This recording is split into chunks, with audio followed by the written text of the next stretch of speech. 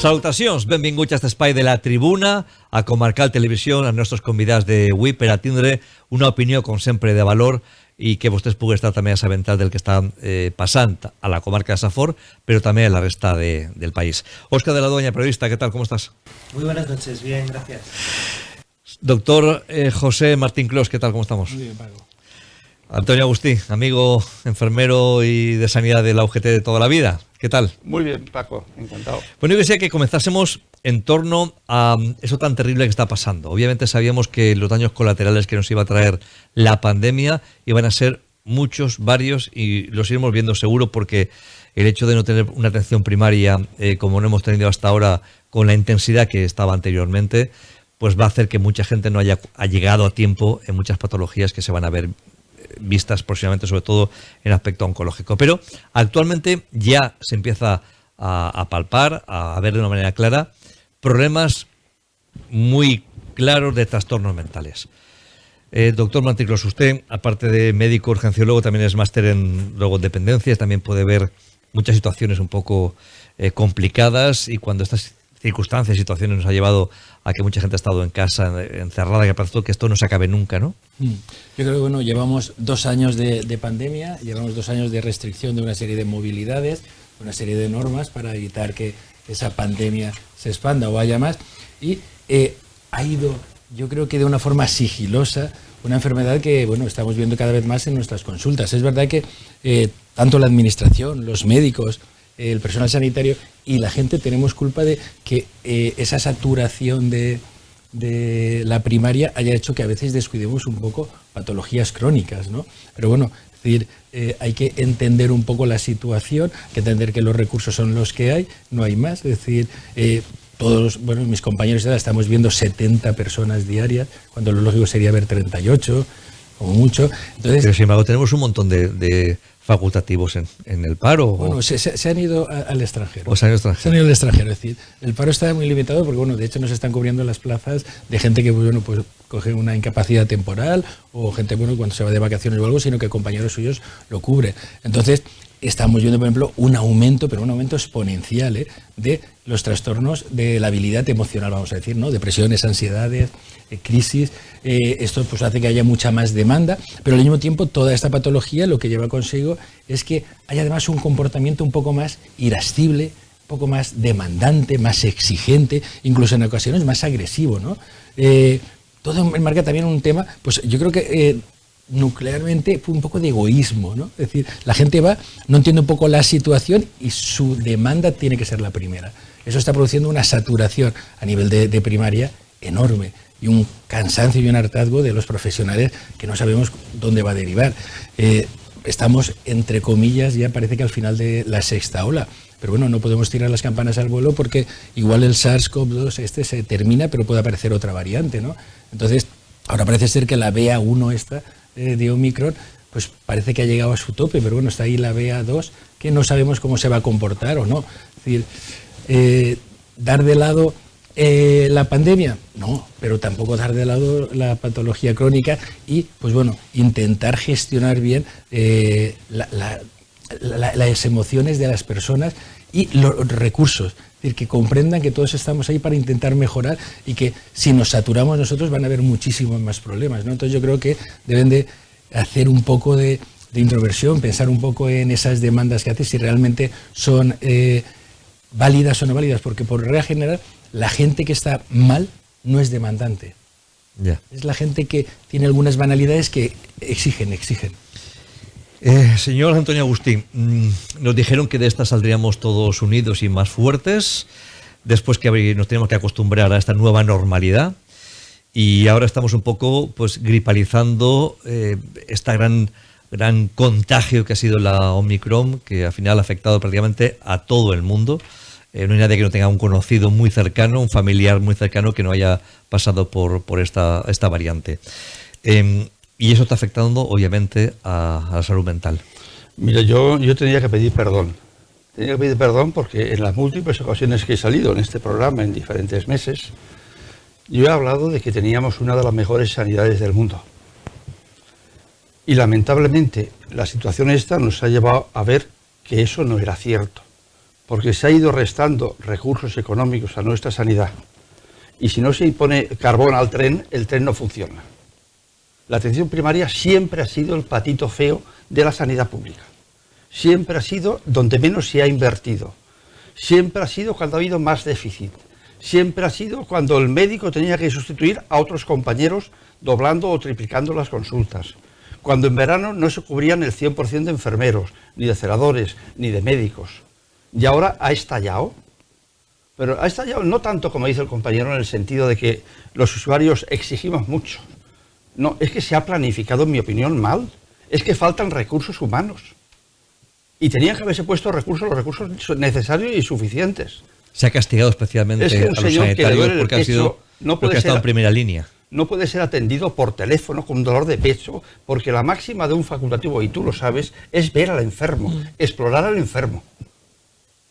Y no se puede atender por teléfono a los enfermos. En casos muy puntuales y durante muy cortos periodos de tiempo, a lo mejor se podría haber hecho. Pero se ha creado ese malestar en el usuario real, sentido, Sí, pero es que es verdad. Lo que pasa es que ahí te hago un inciso, es decir, la gente tiene que entender que hay unas listas, ¿no? Entonces, las urgencias siempre se ven, siempre.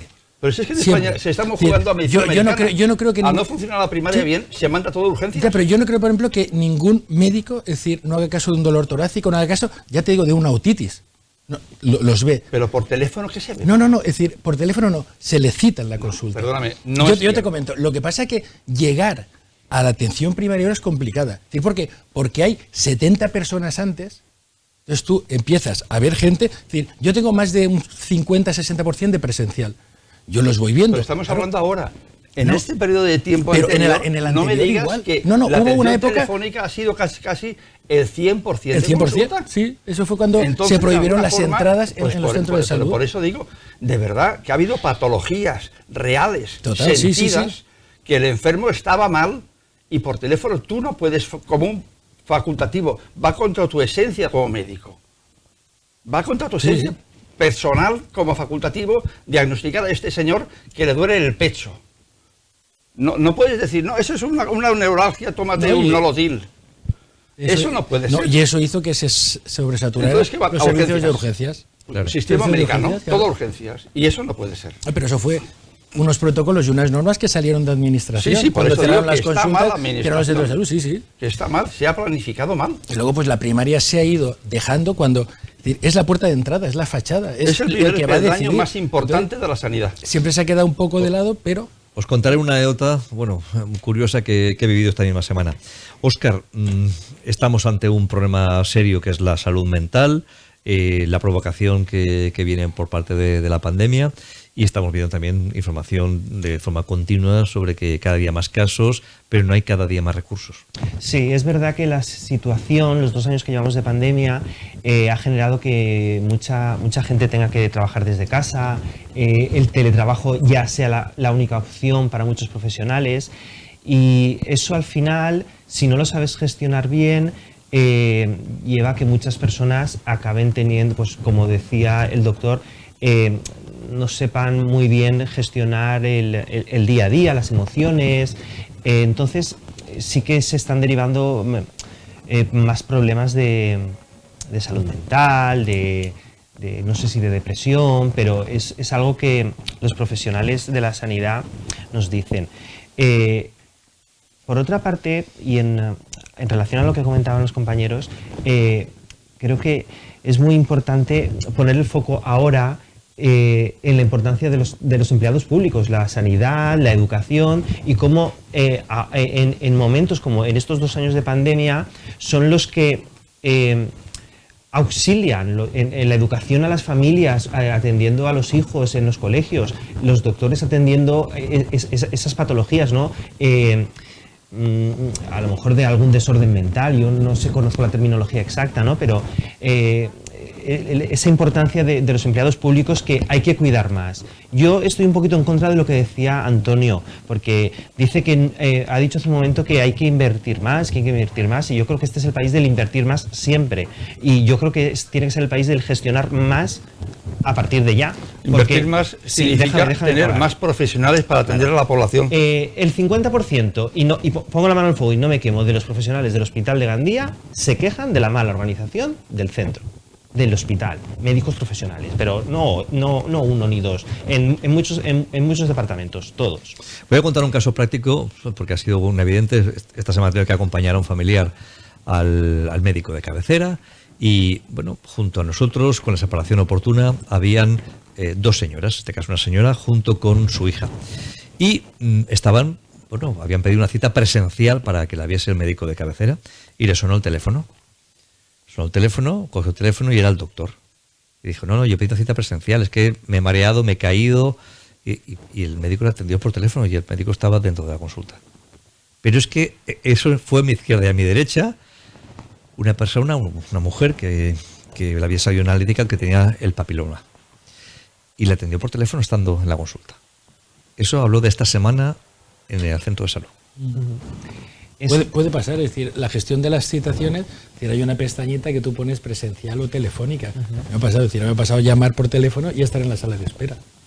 Pero, porque bueno, tú la tienes como telefónica, llamas y dices, no, si estoy aquí en la sala de espera, la haces pasar y ya está. Pero es una cuestión que ahí nosotros no tenemos nada que ver, es decir, nosotros citamos las sucesivas, pero a lo mejor pues se olvidan de dar la pestañita, no le dan a eso, y entonces pero ves algo y lo pasa das. ahí cuando ocurre eso. Sí. No hay derecho de que ocurra esto. No tiene que pasar esto. Y más 2 años después de haber empezado la pandemia. Sí. 2 años después tenemos un centro de salud en Gandía con el 30% de médicos de baja. Claro. Luego entonces vienes a mí que hay una mala inversión. Primero, faltan centros de salud. No, falta inversión. Aquí se diseñaron 5 centros de salud en su momento. 5.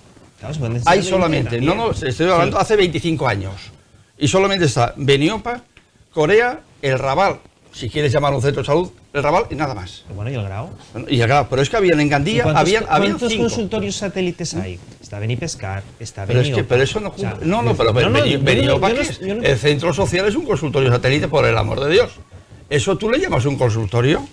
Bueno, ¿Ha venido? hay un médico Hombre, asistencial. un médico, claro, el celador no hay, lo paga el ayuntamiento. Sí, pero hay un médico, es decir, Bueno, pero vamos que no, es que hace 30 años entiendo que hiciera así. Hoy en día, en el concepto de medicina actual, eso no tiene que ser así. O sea, el concepto de la medicina, como se diseñó un territorio, una población, un centro de salud, eso quiebra totalmente. Tú has hablado perfectamente. Antes, cada médico tenía 3.000 cartillas y cada cartilla tenía 4 miembros por lo menos. Actualmente hablamos de SIPs. Se considera que más de 1.000 SIP por persona, por facultativo, es una animalada. ¿Cuántos SIP tiene cada médico? Ha habido momentos que ha tenido casi 2.000 SIPs. No se puede atender a 2.000 SIP un solo facultativo, sí. Máxime cuando no se cubren las sustituciones y tú tienes que hacer las dos, un compañero y tuyo en tu mismo horario. La atención no puede ser, no porque no quieras, es porque físicamente no puedes. Toda la medicina preventiva que se estableció que tenía que hacer la atención primaria de formación en colegios, es decir, no se puede impartir porque no tenéis tiempo para hacerlo, falta inversión. ¿Dónde queremos llegar? Si no sabemos dónde queremos ir, nos vamos a perder. Y como ha dicho el compañero, falta inversión, el primer peldaño... Y la Generalitat está destinando, creo que 18, 19 o 20 millones al Centro de Salud Integral, o Espai Integral de Salud, o no sé cómo se llama, de Roig de Corella. Bueno, pues sí, pero eso será en su momento... No es inversión, porque inversión sí que se está haciendo. ¿Y por qué se ha deteriorado la sanidad tanto? ¿Perdón? ¿Por qué se ha deteriorado tanto la sanidad? Bueno, yo no sé por qué se ha deteriorado, pero no estamos hablando de que no hay inversión, porque ahí sí que está. A lo mejor esos 20 millones tendrían que ser destinados a otras infraestructuras, no, a otros inversión sí humana, que hay inversión. en recursos los presupuestos humanos. de la Generalitat están ahí en sanidad y educación. Sí que la hay. Recursos humanos. Y cada año incrementa la inversión. Pero recursos humanos. Falta gente para sí poder atender que no pase lo que dice Paco, que no pase lo que dice Martín Clos. Que el usuario se sienta atendido por su médico. Volver al concepto de que el médico conoce a la familia, a toda la familia, y que sepa cuando entrando el ojo clínico que lo tenéis atrofiado a lo mejor por el sistema actual, ¿me entiendes? Que llega un señor y digo, uy, ese señor tiene una lumbalgia, coño, por la forma de caminar. Oye, ¿cómo está tu mujer? Sí. Porque conoces a la mujer y todo eso se ha perdido, el concepto Sí. de médico de familia Yo que había antes. que confiamos en que todo esto mejore. Es verdad que yo también opino que muy importante la gestión, porque no solo es personal, es también medios, ¿no? Medios estructurales. El Grau, por ejemplo, no caben más consultas. Sí, sí, claro. Beniopa tampoco. Pero, por ejemplo, yo te comento mi caso, ¿no? Es decir, yo, pues el otro día hablaba con una persona y digo, algo tengo que haber hecho mal, porque yo veo 350 personas a la semana. Por 4 semanas son 1.400 personas. Yo tengo 2.000 cartillas. Es imposible Es que es que una se animalada. generen 1.400 visitas de una población de 2.000. Entonces, claro, no solo es cuestión de la administración o cuestión del personal sanitario, es cuestión de la cultura de la gente. Pero la de, gente de tiene, las tiene- consultas que tú tienes, ¿realmente cuántas son visitas a pacientes o son tareas administrativas? A ver, tareas administrativas en una población como esto es la gestión de Bajas, de altas, bajas, la cuestión informes, de recetas, sí, sí. pero en recursos así únicos quieren ir allí a la consulta, Iván. Es decir, yo tengo muchísima gente que me viene 3 veces a la semana. Yo a veces me tiro la culpa y decir, algo gestiono mal, porque me viene 3 veces a la semana. Ya te digo, es un caso que hemos comentado. Ahora, en la pandemia, pues bueno, hay muchísimos compañeros que están exactamente igual. Es decir, no puedes ver al 90% de tu cupo todos los meses. Ahí falla algo. ¿Por qué? Porque, bueno, por normativa, sabes que más de 16 visitas al año quiere decir que algo no funciona, ¿no? ¿Y Yo- qué yo- medida ponéis para evitar esto? A ver, que un señor vaya 3 a ver, veces en una semana. ahora no tiene, ¿Qué estás ahora, haciendo claro, mal para ver ahora 3 veces el a la tema es semana? que no tienes tiempo y te das cuenta de lo que he comentado. Es decir, yo veo una parte de egoísmo. Es decir, mi urgencia. Es decir, yo tengo todos los días alguna visita que es, me he levantado y me duele el brazo. Y van al médico. Y es una urgencia. O me duele la espalda o me duele la rodilla. Antiguamente la gente se tomaba un analgésico. Yo creo hoy que en es muy día- fácil echar la culpa en el usuario. No. Yo Yo te estoy, lo veo que es muy fácil, ¿eh? yo te estoy Bueno, comentando quizás las tres. es posible que haya que Administración, reeducar. sanitarios. Claro, hay que reeducar un poco a que es Pero un también recurso. una falta de facultativos hace que actualmente, por culpa de la COVID, no Claro, puedan los médicos lo que atender. vemos es que si tienes una lista de 70, a lo mejor cuando llegas al 60, el 60 está grave. Y siempre los que hay más graves se quejan menos. Y te das cuenta cuando has llegado al 60. Los muertos no se quejan. No, los muertos no se quejan. Pero lo que tenemos que evitar es que los 60 primeros sean realmente Yo creo que banalidades. es muy cruel decir que los usuarios, como estás diciendo tú, abusan de la consulta del médico. Mira, yo te comento. Porcentualmente yo creo que ocurre. hay Igual mucho. que en los servicios de urgencia, hay gente que va a urgencias, mira, porque le es más cómodo. Sobre todo las poblaciones pequeñas, por la noche va Porque- más cómodo al y le hospital hacen un chequeo. que al médico. Porque te hace analítica, radiografía, Claro. etcétera, etcétera. De todas maneras, es curioso, resulta curioso que actualmente pues estemos un poco planteando la asistencia masiva por parte de la gente, cuando del hospital, por ejemplo, está diciendo que no acudan, o incluso la gente que vaya, que no acudan ni acompañados y que no vayan, a no ser que sea un tema complicado. Y a colación de todo esto, parece ser que la vacuna española, el próximo segundo semestre de este año 2022, pues la tendremos. No sé si va a llegar ahora o cuando llegue tendremos ya una nueva variante que será la X y se virá para poco, ojalá que no. Pero en fin, lo español que al final nos llega un poco tarde después de haber utilizado tantos recursos comprando vacunas a otros, ¿no? La falta también de inversión, que hablábamos en este caso en ciencia, en innovación, en investigación, pues nos lastra a la hora de ser competitivos también ante una pandemia. Sí, bueno, lo que pasa es que las expectativas son muy buenas. La vacuna española, la IPRA, que ha entrado ya en la última fase de investigación, parece ser que va a ser la única en el mundo que va a ser esterilizante. Eso quiere decir que, bueno, pues como aquí dice, va a rebotar el coronavirus y no va ni a anidar, ni a contagiar, ni nada. Las expectativas son buenas, aunque llegue tarde que llegue, porque el COVID no se ha terminado. Ya. Bueno, pues ojalá que así sea. Esterilizante quiere decir que va a ejercer de vacuna, del concepto que tenemos todos de vacuna, ¿no? El concepto de vacuna de gripe, ¿no? Que cada año te ponen una distinta Sí. y la coges más. La coges En teoría, menos. según los estudios, sí. Va a ejercer así. Te la pones y a partir de ese Y momento ese ya sabes momento. que no vas a coger en ningún momento, en este caso, el coronavirus, ¿no? Correcto. Eso es muy positivo porque eso es lo que la gente creía que eran las vacunas. Y al ya llevamos principio 3. y ya llevamos 3. Y el que se ha vacunado con Moderna, pues lo tiene bien. O sea que- No, ya hay algunos países que han puesto 4 dosis de refuerzo. Sí, Ya están poniendo. Es una cuestión de nivel de anticuerpos y nivel de defensas. Yo tampoco entiendo, igual Antonio puede darnos un poco de luz a esto. nos ponen 2 vacunas de Pfizer, generalmente la gran mayoría, y la tercera Moderna, una dosis inferior y demás, y al final a la gran mayoría le ha sentado mal. Los efectos que ha tenido secundarios han sido notables. Hombre, según los expertos, se pueden combinar e incluso es positivo porque aumenta el nivel de anticuerpos en las personas. Según no era porque había un estocaje que había que acabar. Mira, lo que yo veo que está mal hecho es que hay una mala información. La transmisión de la información a nivel de administraciones, usuarios, es horrible. Pongo un ejemplo. Teóricamente, hasta de 4 días, si este señor había pasado el COVID, a las 4 semanas se podía revacunar. Ha salido instrucciones hace 4 días de que tiene que ser 4 meses, creo que son. 5. 5 meses. Vamos a ver. Algo falla ahí. Eso ya me crea a mí, como usuario, una inseguridad. Bueno, vamos a ver. O son 4 semanas, es que no es lo mismo 4 semanas que 5 meses. Y si a mí me han vacunado las 4 semanas, ¿qué pasa? ¿Me va a pasar algo? Por lo menos me creará una tensión nerviosa, a lo mejor un estrés, una ansiedad, un problema mental, de salud mental, innecesario, porque no se ha planificado bien la información que da la administración. Yo entiendo que es una enfermedad tan novedosa que todos los países de Europa están investigando, sacando conclusiones nuevas cada día.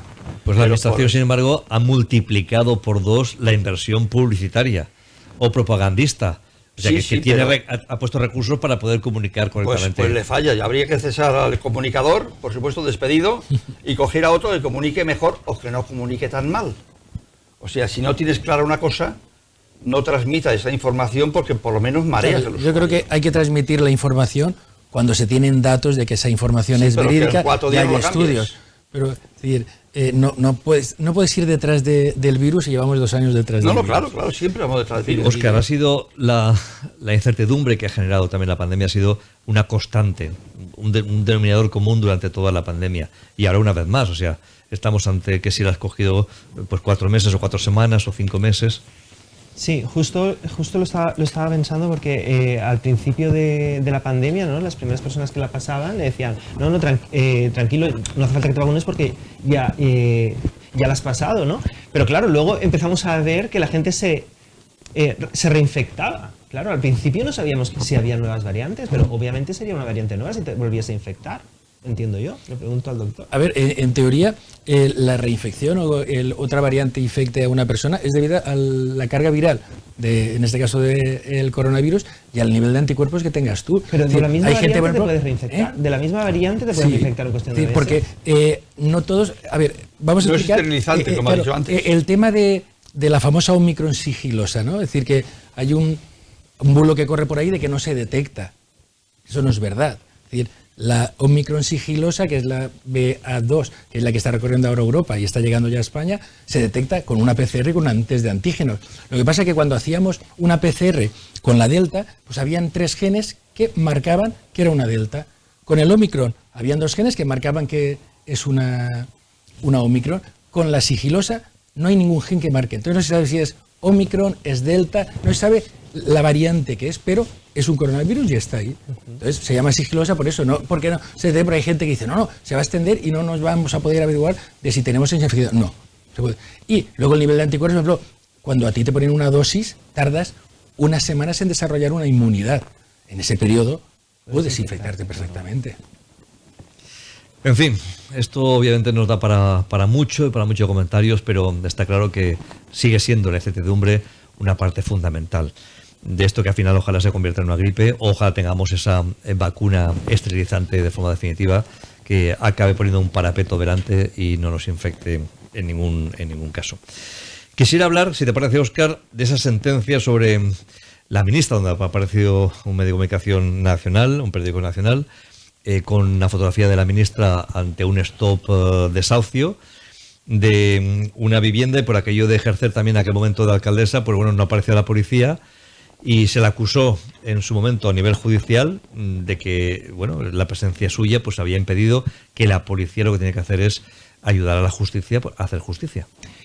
Esto es un tema muy complejo, pero hay 2 sentencias, una de 2019, otra de marzo de 2019, otra de julio de 2021, y todo esto viene relacionado con un edificio que hay en la calle Perú, en el que reside pues, gente, ocupas, desde hace muchos años, ¿no? Desde 2010. La historia del edificio se remonta creo que a la última legislatura de Orengo, que como no había vivienda pública, llegó a algún tipo de acuerdo con una empresa para que montaran un edificio de viviendas de alquiler y lo explotara a modo de concesión. Qué cosa más rara. Porque no había casos en España, creo que de ese tipo de casos solo hay 2 o 3, no sé si en San Sebastián y en no sé qué otro sitio. Pero claro, la experiencia no salió bien, la empresa no obtenía beneficios, por H o por B empezaron a haber ocupas. Se llenaron de ocupas, efectivamente, y no pudo desarrollar en sí la función que tenía. Hubo un lanzamiento, un desalojo con una comitiva judicial y estaba allí la alcaldesa que acababa de tomar posesión del cargo hace unos días. Y claro, luego, la alcaldesa se queda ahí. Pero luego, como el edificio da tantos problemas de drogas, en 2017 hubo un homicidio, una movida, porque hubo un enfrentamiento entre clanes gitanos. ¿Y qué pasa? Que al final el ayuntamiento quiere solventar esa situación y entonces quiere rescatar la concesión y propone darle a la empresa 3 millones de euros. La empresa pide 18, entonces de ahí viene el litigio. ¿Qué pasa? Que la empresa, para recurrir esa liquidación en un contencioso administrativo, alega que la presencia de la alcaldesa allí ese día de junio motivó que otras personas del edificio se sintieran amparadas y se acogieran a esa actitud de vivir sin pagar. Eso es lo que se refleja en los argumentos de las 2 sentencias. Pero sí que es verdad que en ninguna de las 2 sentencias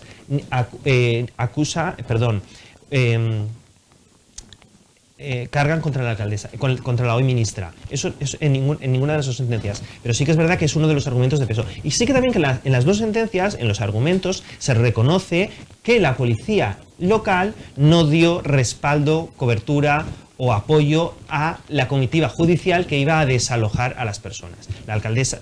Y entendían, de alguna manera, que era por la presencia de la alcaldesa que la policía local no había La ministra asistido. ya desde Madrid sostiene y dice que está certificado que su presencia estaba allí para a esa señora y a esa niña o niño, ahora no recuerdo, darles un amparo y que a los 2 o 3 días ya estaban reubicados en una vivienda social.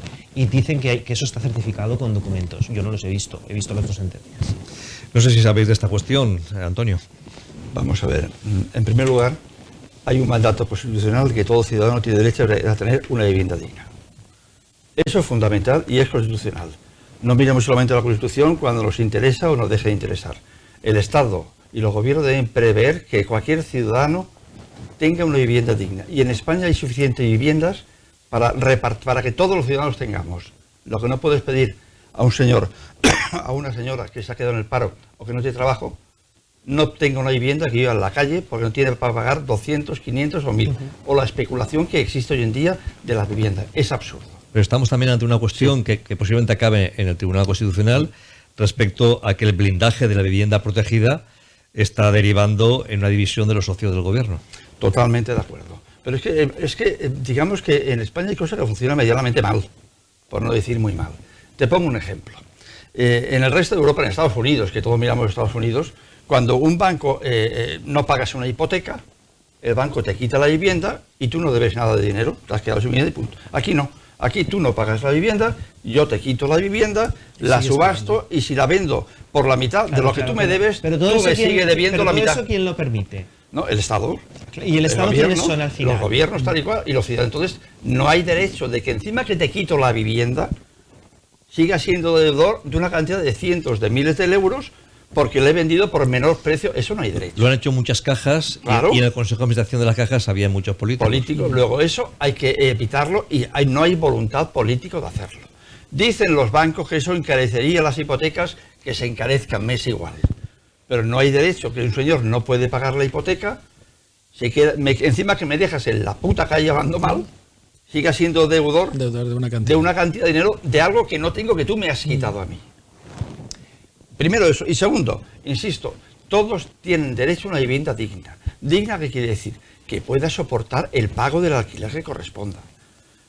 Y toda ciudad, o toda debe tener autonomía, una serie de viviendas sociales para prever a los ciudadanos que tengan más humildes, que puedan vivir con cierta dignidad.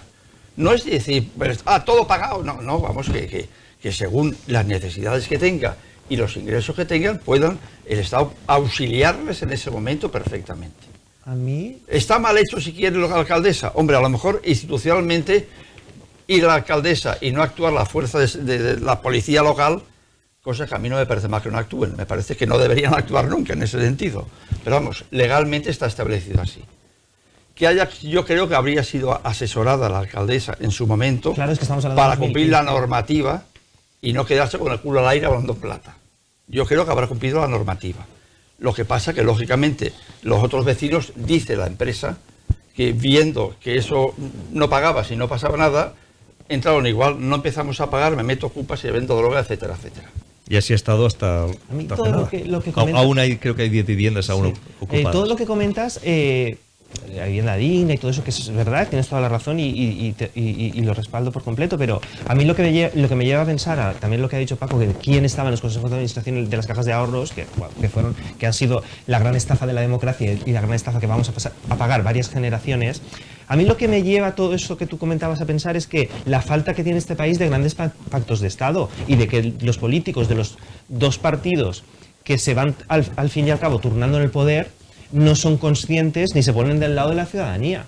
Eso es todo lo que yo veo después de tu reflexión. Es que la reflexión es que el mundo financiero, el poder financiero, manda sobre la política. Mira, se dice que muchas veces no hay recursos para la sanidad o por la vivienda. Solamente cobrando 4 céntimos por cada 100 euros de transacciones financieras, se sacarían 6 billones de euros para poder solucionar el hambre en el mundo. Y está estipulado y está cuantificado. 4 céntimos por cada 100 euros de transacciones financieras que no son productivas, que no generan ni dinero, no generan ni trabajo, ni riqueza física, ni pan, ni coche, ni nada de eso. Pero no se hace, no interesa. Entonces sería un mundo utópico. No, pero es que existe, es que la tasa Tobin que Francia quería imponer, es eso, grabar las transacciones financieras que apretando una tecla generan miles de millones de euros. Apretando una tecla del ordenador. Dinero invisible, pero que existe y genera riqueza en la leche.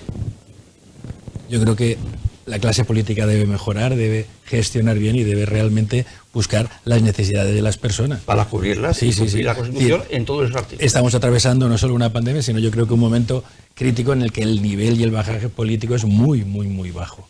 Muy bajo. Si me permites, voy a recordar una noticia que publiqué hace, no sé, era un mes o algo así, por lo que estábamos hablando de la mala gestión, pero si hace 2 meses estaba el director de un instituto de Gandía haciendo de conserje, que de 5 no tenía ninguno. O sea, estamos hablando de inversión o de gestión. Es decir, hay bolsa, hay dinero, se invierte en educación, en Gandía hay 20 y pico millones de euros en plan edificar, reformando cosas. Pero es que eso es inversión. Sí que hay inversión. No, si no es invierto, si yo no cubro la sustitución, si este señor está de baja, pues algo está haciendo mal. No la gestión, que no se invierte para cubrir un sustituto, no hay dinero para contratar a un señor. ¿Me ahorro ese dinero? No, eso no claro, es así, no. Es que así, yo no cubro tu baja laboral, tú caes de baja de periodista en las provincias. Si yo no pago para contratar a otro señor que te cubra a ti, no invierto, me ahorro dinero. ¿Qué hago? Que el compañero cubra tú lo tuyo. Pero yo lo que quiero que quede claro es que sí que se está invirtiendo, es decir, sí que hay dinero y los presupuestos autonómicos y municipales, que en este caso no vienen a cuento, van creciendo cada año. En infraestructuras. En infraestructuras. Si no lo relleno con gente que atiendan a gente. Claro, a lo mejor es que no hay que llenar de infraestructuras una comunidad ni una comarca en 4 años, sino desarrollarlas poco a poco según las necesidades. Porque, por ejemplo, y permíteme, tú me estás hablando de 5 centros de salud, pero Gandía ya no es la población población de 200 o 220.000 habitantes que se creía que íbamos a ser hace 15 años. Entonces, ese modelo de centros de salud del que tú me hablabas ya no tiene tanto sentido. ¿Cómo que no? Porque no somos menos de 80.000 personas. El centro de Beniopa está saturado. Sí. Yo no digo que falle. Por ella está saturado. Yo no digo el Grau quizá menos, pero el Grau, cuando se montó el Grau, que fue el primer centro de salud que se monta, y la gente que vive en la playa ahora, se ha duplicado la gente que vive en la playa. Pero estamos invirtiendo en hacer un centro de salud, centro de no sabemos exactamente qué, en Rois de Corella y unos centros de salud. Cumpliendo la promesa hecha por los políticos. ¿Por qué Denia, la Marina Alta, tiene un centro de enfermedades crónicas y aquí se prometió con una población la mitad que Gandía? y sin embargo aquí se prometió y no se ha hecho. Estamos con un nuevo Pero eso centro lo de salud. prometieron Chimo Puig y Diana Morant en la puerta del Francés de Borja, Claro, sí, del sí, viejo sí, que, sí. del Sí, que, sí, que yo sí, estoy sí, mencionando. sí. Si gobernamos en la Generalitat y en Se hará Gandía, en ese- esto un será socio un sanitario. hospital de crónicos. Eso lo hemos Sí, publicado. sí, sí, sí. Lo Pero que eso pasa está así recogido, ¿eh? Y el proyecto existe. Pero Sí, el tema sí, es que no, igual no. la voluntad política o la gestión política no está a favor de eso. Es decir, No, está en contra. Cuando hay déficits de personal sanitario, es decir, habitualmente como el trabajo sale, bueno, no les causa un problema. Yo me pongo, pues bueno, cuando yo trabajaba en urgencias, que era la época, éramos 2 médicos en urgencias del hospital, 2 médicos y 1 o 2 residentes, urgencias de hospital, ¿vale? Es decir, habían quejas de que dotaran de mucha más gente. No se dotó hasta que se modificó mucho todo eso. ¿Por qué? Porque a las 8 de la mañana no quedaba nadie. Es decir, tú los habías visto a todos para no dejar una guardia complicada a tus compañeros.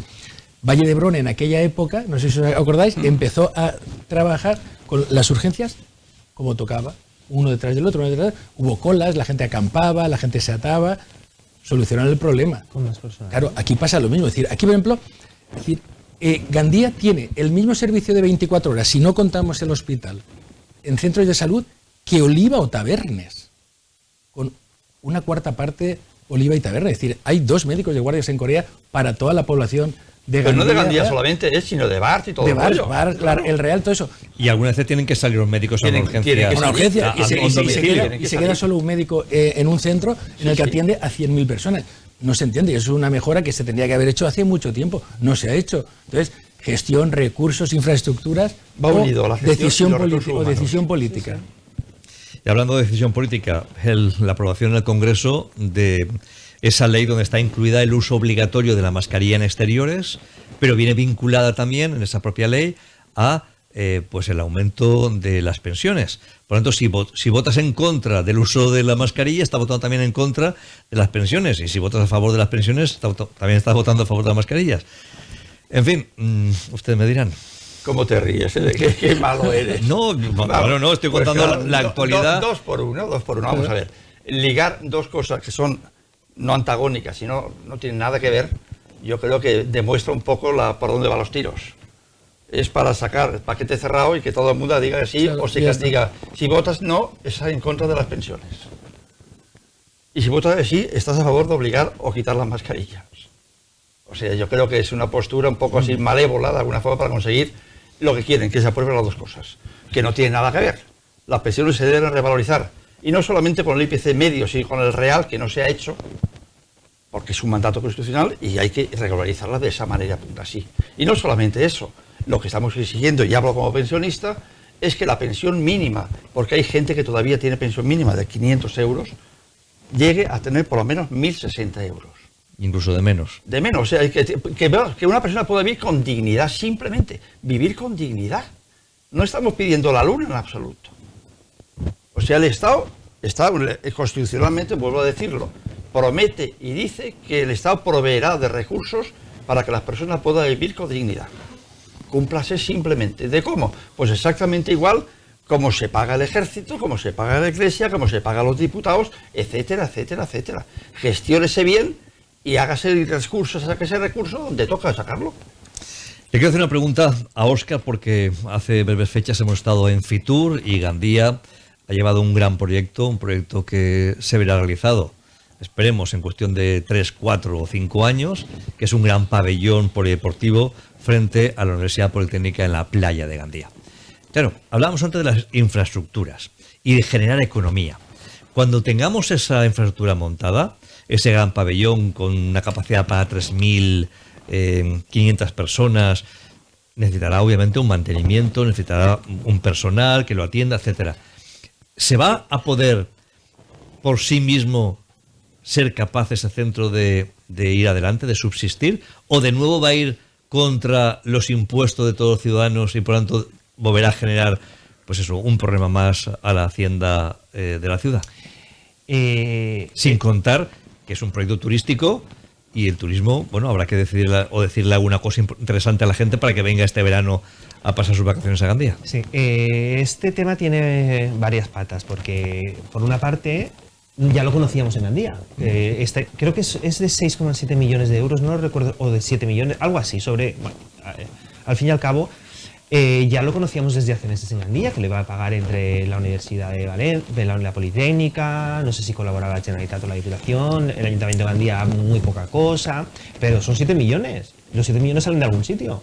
Y es decir, salen de luego todos mantenerlo. nuestros bolsillos. Es decir, porque muchas veces los políticos, sean del partido que sea, nos dicen, no, pero es que esta parte, este 30% es de la Diputación, este 30% es de la Generalitat. Pero vamos a ver, el dinero que le llega a la Diputación, que le llega a la Generalitat o que el Estado gira cada mes a los ayuntamientos, es de nuestros impuestos, que va circulando, va y viene. Es decir, eso es también dinero nuestro. Es decir, no porque lo pague la Diputación, no lo pagamos nosotros, ni el vecino del pueblo de al lado.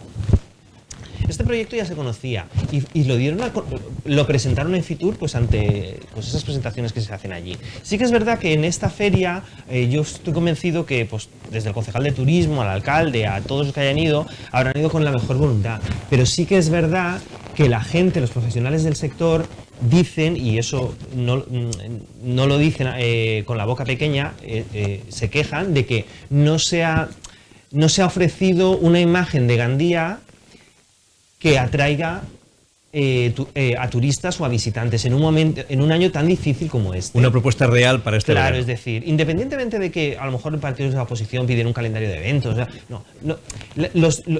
los profesionales de la playa, del sector turístico, han visto que se ha hablado más de la ciudad, de que si se va a peatonalizar el entorno de la iglesia de San Nicolás, de si el pabellón arena, que va ahí entre lo que era el hotel y la rotonda, ¿no?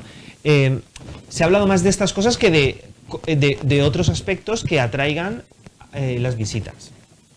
Y luego el tema de cómo se puede mantener un edificio así. Obviamente muchos conciertos tienes que hacer y no creo que vaya a venir Lady Gaga o Cristina Aguilera o Celine Dion en esos 4 conciertos que va a hacer en Europa a Gandía. No va a haber un concierto de esos cada mes para mantener un edificio así. Eso es lo que yo pienso. Está claro que generar economía no es tan sencillo. Hacer infraestructuras magníficas, en Gandía sabemos de eso bastante, pero luego el soportarlas económicamente también lo sabemos bastante porque aumentan los impuestos cada vez. Pero estamos a escasos meses de que los partidos políticos de nuevo nos digan que el centro de salud del Grao tiene que abrir 24 horas. Porque es cuando empezará de nuevo la campaña electoral y nos van a decir que va a abrir 24 horas y lo dirán todos los partidos para exactamente al día siguiente de la campaña electoral decir que no ha podido ser. Lo que hemos hablado, es decir, se han hecho muchas promesas y realmente no ha variado. Es decir, para mejorar ahora la sanidad, es decir, en algunos centros hace falta primero inversión en espacio. No hay espacio. En Beniopa, en el Grao, en Corea, es difícil ya habilitar consultas para los profesionales. Entonces, bueno, pues ahí el antiguo hospital, vamos a ver ahí qué hacen. Pero ahí está el problema. ¿Por qué no? Parece ser que interesa más hacer un centro de, como tú dices, a ver qué hacen, porque tampoco está muy claro, y llenarlo. Porque entonces, ¿de qué se va a llenar ese edificio? Pues mira, salud pública va allí. Sí, Se va a hacer atención primaria. Se va a descongestionar el hospital. Va a haber un centro de salud. Especialidades van a pasar ahí también. Va a haber un centro de salud. Eso va a ser lo más residual. Un centro de salud va a cubrir aquella parte de allá. El centro de salud pública que está alquilado por el ayuntamiento, se va a pasar allí. Se va a pasar ciertas especialidades del hospital también. Suena más a otra cosa. Yo creo que a necesidad. Una cosa es lo que suena y luego vamos a ver en qué se queda, ¿no? Pero es verdad que, por ejemplo, para descentralizar un poco las urgencias de la atención continuada en Corea, no estaría mal que allí fuera un centro de salud decente, es decir, que cubriera las necesidades del entorno. ¿Decente quiere decir que lo otro es indecente? No. Perdón. Es decir, estamos hablando de decente no en cuanto a decencia, sino en cuanto a una asistencia de unos 1.200 por médico, por profesional. Lo que estamos diciendo es que el otro se presta una excesiva atención de más de 1.200. Y lo sabes. Lo hay que decirlo, claramente. Yo lo he comentado, yo tengo 2.000. Claro, es que eso no puede ser. 2.000 cartillas. Y eso, luego, la OMS dice que no puede personal, ser. Y dividir esas 2.000 cartillas que tiene él. Personal habrá que ponerlo en centros de salud, que no tenemos ni metros cuadrados que pide. Luego sí que hace falta. Yo he visto al doctor Martín Clos correr por urgencias, y no por una urgencia médica de extrema necesidad, sino correr para poder llegar a las 8 de la mañana y tener acabado la lista que hay fuera, y correr usted de un lado a otro, pues para poder atender rápidamente a las personas y ordenar pues su placa, sus radiografías, su analítica. Pero lo que estamos hablando es que no puedes intentar montar un centro de salud nuevo con pocos recursos y de repente pues que esos recursos se saturen. Hay que pensar que la población va a crecer y de repente pues bueno, intentar asignar lo que dice la OMS. Lo ideal es que cada médico tenga un cupo de unos 1.250 pacientes. ¿Por qué? Porque así se considera que sí que reciben la atención que se merece. Si tú tienes que ver 70 pacientes al día, no les puedes dedicar más que lo justo, porque para intentar verlos a todos, para intentar no colapsar el sistema, porque tú imagínate que yo llegara y dijera, voy a verlos como toca. Al que hace 38 dijera, bueno, esos todos al hospital. Si eso lo hicieran todos mis compañeros, el hospital se saturaría todo, que a lo mejor sería la solución para que los políticos se dieran cuenta de la labor que están haciendo los sanitarios. Pues ¿sabes qué pasa? El personal sanitario y los funcionarios, todos en general, asumimos más carga de trabajo que le corresponde. Y como tenemos un concepto excesivamente honesto de nuestra profesión, de vuestra profesión, somos vocacionales. Mucha más gente de la que podéis atender de verdad. Pero no solamente a nivel médico. Yo recordaré siempre, hace muchos años hacemos una huelga de personal de cocina del Hospital de Gandía. Fíjate qué personal de cocina. Porque resulta que el director, que es el que hay ahora, estaba entonces, había convertido 3 plazas de pinche en plazas de celadores. Era el mes de agosto. Más 3 personas más de baja, resumen que faltaba alrededor de 25 de la plantilla. Y yo digo, oye, tenéis la sartén por el mango. Si no sale comida del hospital, el hospital se paraliza. No, ¿qué pasa? El servicio funcionaba exactamente igual con un 25% menos de plantilla. Digo, estáis dando la razón a la gerencia del hospital de que sobra personal porque sale trabajo perfectamente igual. Y luego nos metemos con las empresas privadas, que los empresarios privados explotan a los trabajadores, cuando en este caso lo están haciendo con los médicos. Pasa que pero aquí nos autoexplotamos. Claro, somos vocacionales y hacemos por eso digo que, pero se aprovecha la administración. Totalmente. Por eso ya de esa vocación. Si se va, que seguro que se inaugurará el centro antes de las elecciones. Seguro. Por descontado. Entonces, que no sea solo para la foto, que sea realmente para descentralizar, para hacer una buena gestión y una buena atención primaria. No sé si lo podrán inaugurar, porque, mira, yo eso te lo cuento aquí en exclusiva. Hace nada, un techo de una obra, de una parte de la obra, un techo, una cubierta se desplomó. Lo han tapado con lonas, lo han cubierto, ¿para qué? Pero claro, allí los vecinos lo ven, porque la gente está atenta, ¿sabes? Lo ve. Estoy a un minuto para terminar, pero explica eso, por favor. Es que no tengo todos los datos, pero sí que tengo el material gráfico en el móvil. Es decir, una parte de la obra es que se ve desde el Paseo de las Germanías, una cubierta se ve desplomada después de hacerla. A lo mejor 4 o 5 metros tampoco es algo muy allá, pero vamos a ver que es una obra nueva. Pues menos mal que no había gente abajo. Exacto. Eso y es al la día calidad. siguiente estaba cubierto con lonas verdes o marrones, no recuerdo ahora. Estamos hablando de solo está hecha la estructura. Bueno, se cae la estructura. Pero escúchame, para luego caminar con por la allí. estructura es donde se asienta todo. Efectivamente, es la parte fundamental. Si hay una parte que se ha caído, no se me da mala espina. Me hubiera gustado hablar, bueno, de que Bruselas desafía las críticas y otorga, obviamente, a la nuclear y al gas la etiqueta de energías verdes. Bruselas. Me gustaría también haber hablado de la reforma laboral, que seguro tenemos alguna cosa que decir. Y después, no sé, saber si también ustedes hemos perdido ya el último concepto que teníamos de la democracia pura, ¿no? Del anglosajón. No sé si os han invitado a Boris Johnson a alguna de sus fiestas. Seguro que a Óscar sí. La oportunidad, o a Óscar o a algunos de nosotros, pero para verlo y comentarlo. Sí. Pero al final, eso que pensábamos que la democracia también anglosajona, que era estricta, si uno cometía un error, pues presentaba su dimisión, se iba.